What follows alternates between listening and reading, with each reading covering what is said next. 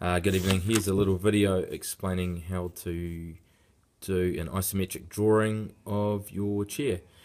This follows on from an orthographic drawing that you did. It's a loose reference, and we'll try and complete the drawing to look like this. You'll be given a worksheet. It's partially finished. It's got a crack line there just to show what it looks like on the left hand side, and you need to complete the right hand side. So if you're not keen on measuring things, here's a little trick. If you've got your compass, you can use it like a set of dividers. So what you do is we can transfer some points. So in this case we've got the thickness of the armrest. We'll take that measurement, we'll bring it over to our isometric box. So make a little reference mark there. We can do one up the top just to check things are all in line, and one up here. So with your clutch pencil, which is what you should be using, you'll be doing a nice ghost line. I'll be doing mine darker so you can actually pick it up on the camera. And of course you're just checking that those reference points line up. So you can see we've got one completed box from the front view. I'm now going to transfer the top end cap across here.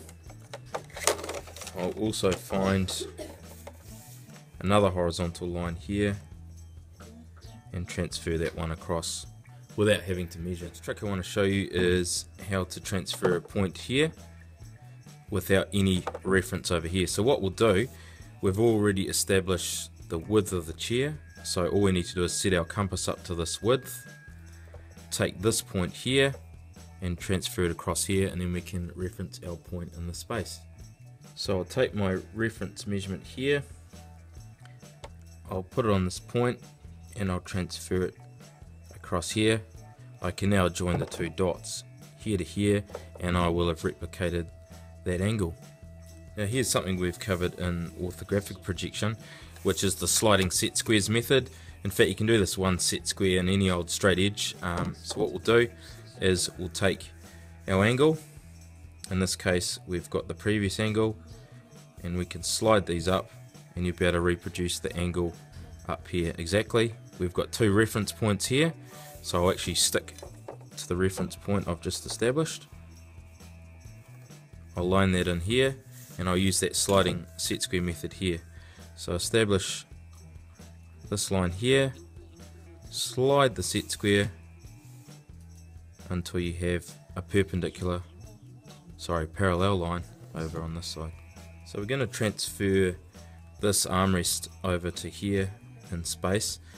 The deceptive thing about it is this has a slight slope, about a 5-degree slope over here.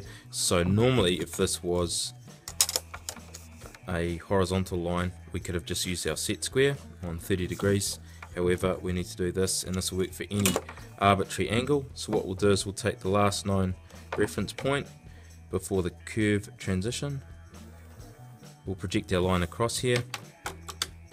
We'll take that width, which your compass will already be set up from, and it will just transfer this outside edge into the inside edge on the other side. So I'll use my sliding set square method here again, line up the little mini arcs we've put on there, be nice and accurate, two parallel lines, really quick, no measuring required. I'm just going to make reference to our coordinate method here.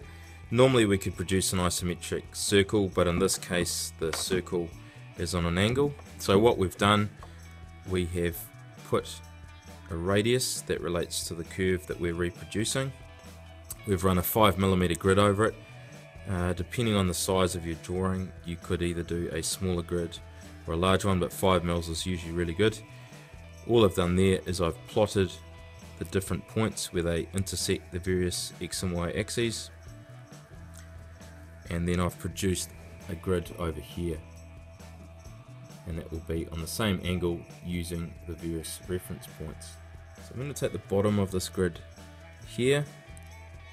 Without any measuring, I'll just project a line across. I'll take my trusty compass. which will be set up to the width of the inside of the armrest.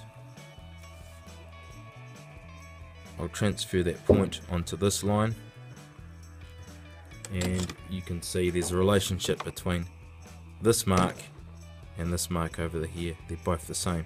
That's the first point or coordinate that I'll transfer. I can then carry on these series of coordinate points over the grid, transfer these lines across, and also transfer that width with my compass. That will stay the same, and what you end up with is a series of reference points, and then we can then plot in our curve. So once again, I'll double check that I've got the correct width here, and what I'll do is I'll line up my curve on the coordinate, establish a small arc on the horizontal line. Here's another, and just continue stepping these down, and if you've done them in the right place, they should naturally transfer that curve onto the other side, the exact same width.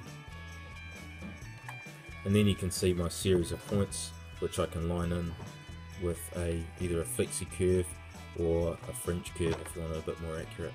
So I'll refer back to that original drawing. You can see I've transferred a lot of the points. This is by no means complete, but it gives you a rundown as to how to transfer one point from one side of the drawing to another. Here's the finished drawing. The only thing I haven't really covered here is an isometric circle, which you should all know how to do. All I've done there is transferred the points over to here. You can see that that is a partially obscured curve here, but I've just replicated this point over to here. If you can't remember how to do an isometric circle, stay tuned for Miss Ferguson's isometric circle video. Cheers.